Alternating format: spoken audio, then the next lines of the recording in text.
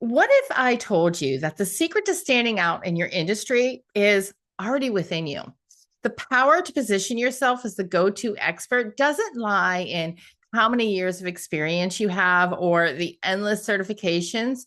It's really your ability to claim your expertise and showcase that confidently. Today, I'm going to dive in on how you can position yourself as the authority and elevate your visibility. Now, when I first started out in the digital marketing world, I was afraid to show what I know.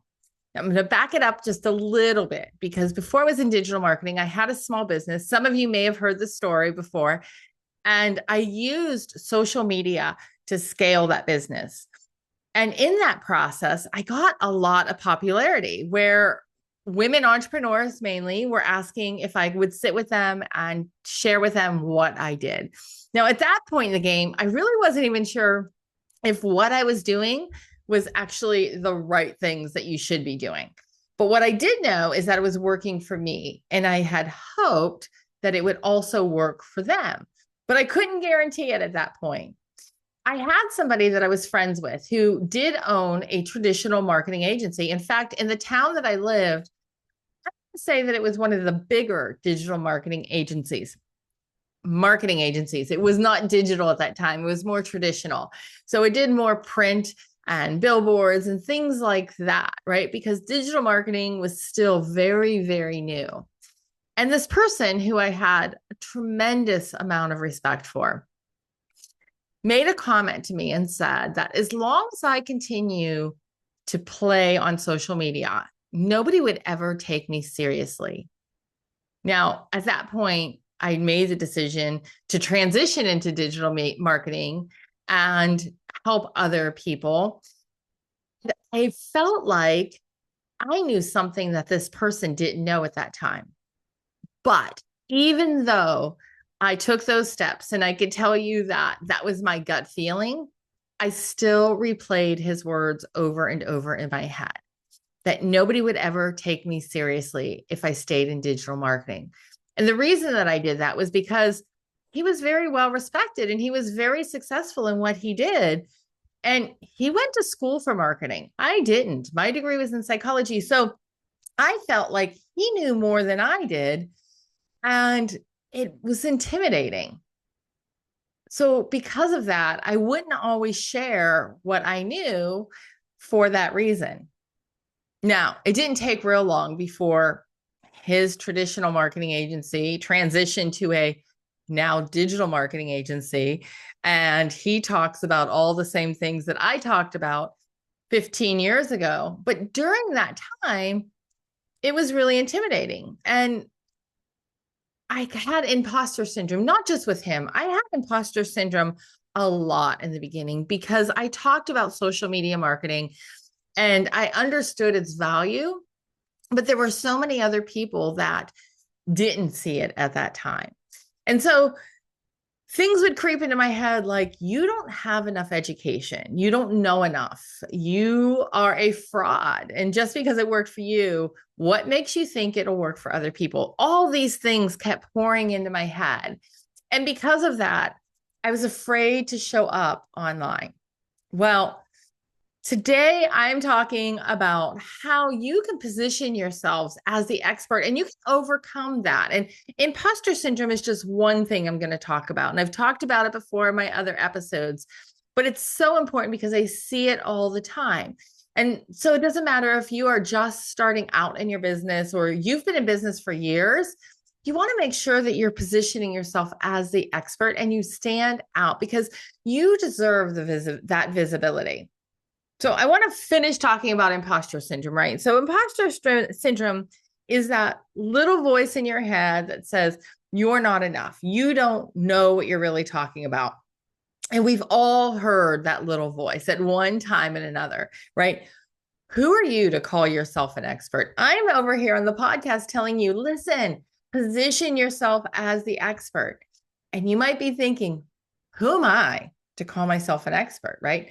That's imposter syndrome. And it is more common than you think. You never get rid of imposter syndrome. I have it. And every time I'm about to level up or I challenge myself in some way, I hear those words in my head again. And I hear different comments that people have made over time pop up in my head. But how do you overcome that self doubt? How do you convince yourself that you are the expert, that you do know more than you think you know? So the first thing that I do is I reframe those, right? So yes, there are times where I have failed. I have done a product launch or a course launch, and I didn't get everybody that I expected to get sign up, right? I may have only had a handful of people where I was so excited right before that launch. I thought I would get so many more people, and then nothing happened. Now, I can look at that as a failure and I can feed that imposter syndrome in my mind and say, you know what, Deanna, you don't know. And people realize that you don't know what you think you do. And that's why they didn't sign up for your course. Or I can take a look at what I did and I can find where maybe things didn't go right. So maybe I take a look at how did I launch? How many days before did I launch? What did that strategy look like? How many social media posts? How many email posts? Did I run ads? Did I not run ads? So I can look at all these different things and find out where the people who did sign up came from and what I could have done better. And when I do that, then I can launch again with confidence, knowing that I'm tweaking my system and I'm going to continue tweaking that system until I get it working like a well-oiled machine. So those failures to me are not negative things anymore. They used to be really negative and they would beat me up and I was afraid to do anything if I thought I might fail. But now I take a look at failure and I'm like, okay, these are steps in the right direction. I also think about when imposter syndrome starts creeping in and those negative thoughts start to come into my mind. I think of what other people say to me instead of what I say to myself. So, for example, I might tell myself, what makes you the expert? But then I get an email from somebody saying, thanks so much for sharing this tip because I didn't know that. Or I never heard it that way and it really helped my business. And I focus more on what people say to me instead of what I tell myself. And that helps me shift and reframe my thinking to something more positive. I also felt, and this is where imposter syndrome sometimes bothered me, is I felt I had to know everything because that's what being an expert means, right? Being an expert means that you know everything about everything. But that's not at all what being an expert means. Being an expert isn't about knowing everything. It's just about mastering my niche, your niche, right? And confidently owning that knowledge. I know what makes me unique when I'm comparing myself to other digital marketing strategists or entrepreneur mentors, right? Because there are a lot of us out there. And I'm sure whatever it is that you do, chances are good, there's a lot of you out there too. But what makes you unique? And when you know that, then you can be confident about that because nobody else has the same experience you have. Nobody else has walked in your shoes. They've not experienced anything that you have, and you can deliver it differently than someone else. You need to understand how you're unique. You need to understand where your strengths are, and that you don't have to know everything about everything. You really just need to know 10% more than most people. And that's where one of the areas where I always failed was because I felt like I had to have every answer to every question. I'm going to give you a challenge, right? So if this is something that it sounds familiar, you're listening to this podcast or you're watching this on YouTube and you're like, you know what, Deanna, you're right. I do tell myself these negative things and I do kind of fixate on what person XYZ, whatever, has said in the past. And because of that imposter syndrome, I'm afraid to show up. I want you to take a moment and write down 3 things that make you different from other people in your field, right? Just think about this. And sometimes it's hard, like, what makes me different? I always go back to what do people ask me about the most, right? or my experience. I know personally how I got to where I am. I've walked in your shoes, and that makes me different than somebody else. I know what it feels like, right? But what makes you different from other people in your field? Write down three, because those right there, you're planting the seeds of your expertise. When you know what makes you different, all of a sudden that confidence starts to grow. Now, once you do that, you want to show up, right? Once you kind of combat this imposter syndrome and you're like, okay, I'm ready to show up. You want to make sure that you show and don't tell. And what I mean by that is it's not enough to say you're an expert, right? Because anybody can say they're an expert. And I'm sure if you go through social media, you see people calling themselves experts all the time. Sometimes I kind of laugh, and sometimes it's like frustrating because everybody is giving themselves the expert title. But what's going to make you different is that you're going to have to demonstrate it. Show us. Don't tell us you're the expert. We're going to know that you're the expert based on what you're showing us. So there's different ways that you can show us that you're the expert. One way is you can go on, get speaking engagements. So look for opportunities to speak in an audience, and it could be your local chamber or an organization locally in your town that is looking for speakers to speak on your expertise. It could be national conferences. If you're afraid to stand up and speak, I know speaking is a huge fear for a lot of people. You can write. You can write a guest post. So write a blogging post about your expertise and ask if maybe somebody else can share that post on their website. You can use it on your own website as well. But sometimes if there's somebody who your fields overlap and you both are targeting the same audience, you can be a guest writer and link it back to your website. So write about your expertise. You can do webinars. You can ask to be on a podcast. Maybe you don't like speaking in public, but maybe speaking on a video is a lot easier, especially when people are asking you questions. That makes it flow so much easier because you can answer them. So think of ways that you can do that. You can also, of course, in your social media content, things that you control, bring value in your posts. Here's the thing, like a lot of times you feel like I have to create social media content and I have to sell on social, but you don't have to sell all the time. If you continue to bring value, then people will find you. Your ideal client will find you. There's an 80-20 rule, right? 80% you want to bring value and 20% is you sell. You actually ask them to purchase from you or hire you or whatever your sale is. You can also do things like leveraging your testimonials. So social proof is super powerful. So I'm going to talk a little bit about social proof. And social proof is using the testimonials that you have or things that people have sent to you as far as thanking you for the work you've done and reusing that on your website or reusing it on social media.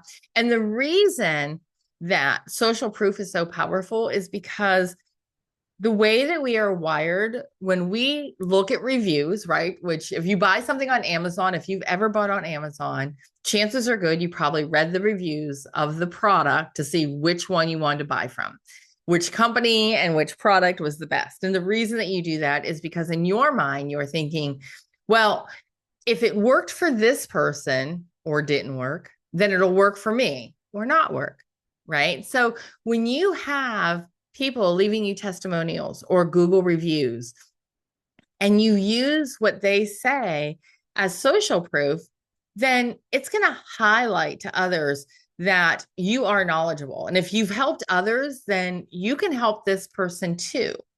So reuse all those testimonials, all those Google reviews, anywhere, if you get them on Facebook or if you get them on LinkedIn, wherever you get those reviews, reuse them and use it as social proof because it is so powerful. I promise you, people will read it. In fact, when it comes to on your website, you want to be strategic on where you place those testimonials to get those feel goods in the buyer's journey that will encourage more people to click on your call to action. If it's signing up for your email newsletter, or buying your course or whatever your call to action is. If you are not currently collecting testimonials on Google, and Google's a great place to do this, right? You have to have your Google My Business set up, and you want to make sure that people are going there to send reviews. I would definitely encourage you to do that because Google is the biggest search engine. That's where a lot of people go. It also determines how quickly you're going to show up on a Google search. So it plays into that, and people will look and they'll read those reviews. And if you don't believe me that social proof is powerful and that people don't read reviews, and if you've never read a Google review on Amazon, which I find hard to believe, think about all of the big brands that hire celebrities. Think of who hires Taylor Swift to talk about their product. Why? Because they know if their ideal client are Swifties, they know that usually those Swifties, a good percentage of them, maybe not all of them, will be more inclined to purchase that product because Taylor Swift is promoting it, right? And she's one example because she's a big example, but think of all the different brands that hire recognizable people to support them. So if you are ready to show up as an expert, you've already done the training or the 3 tips to overcome imposter syndrome. Now I'm going to ask you to create some content, right? That positions you as the expert. Make a decision. Are you going to blog? Are you going to decide to be a podcast guest? Are you going to host your own webinar? Are you going to share content on social media? Are you going to host a live Q&A? I'll always do open office hours, and I do that inside Shia's Collective. And if you are a subscriber on my email list once a month, I open that up to you too. And I answer your questions live. Now, what does that do? It brings people in to get their questions answered, right? But it also positions you as the expert because you have the ability to answer what those questions are. And they will remember that, and they will show back up, and they will tell people about you. Now, the next thing that you want to do is you want to make sure that you're consistent, because we can overcome imposter syndrome. We can figure out, how we're going to present ourselves. We're going to show, not tell, and present ourselves as the expert. But now we need to be consistent.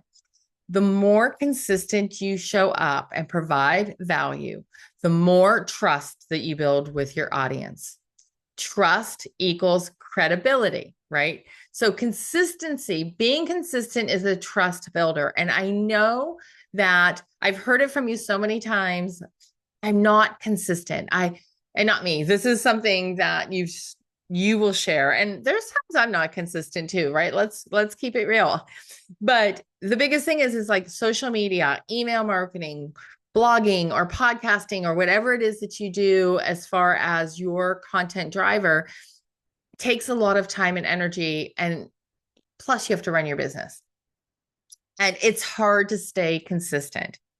But the more consistent you are, that builds trust. And that trust equals credibility. It's so important to show up. So when you think of one way that you're going to provide content, and that content can be, like I said, blogs, video, podcasts, social media, pick one.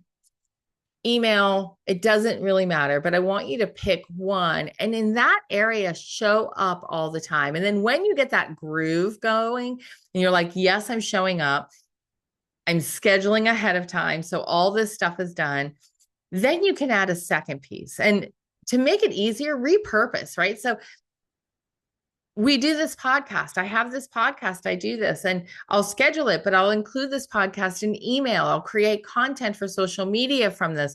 I'm not recreating the wheel every single week. I'm repurposing what I've already done. I'm using that as content, and I'll continue to do that. Why? Because it's a huge time saver. And most people don't see everything as soon as it posts. Some people might listen to the podcast the day that it's done, that it goes live. Other people, I get messages, they're listening to it months later and they're like, I just listened to this episode and it really helped me. Like there was a lot of information in there that I can use. And that's really cool, right? But you can keep repurposing. When you are creating that content, whether you are doing the podcast or a blog or your social media, you want to think of yourself as a thought leader. Think about what's happening in your industry and how can you weigh in?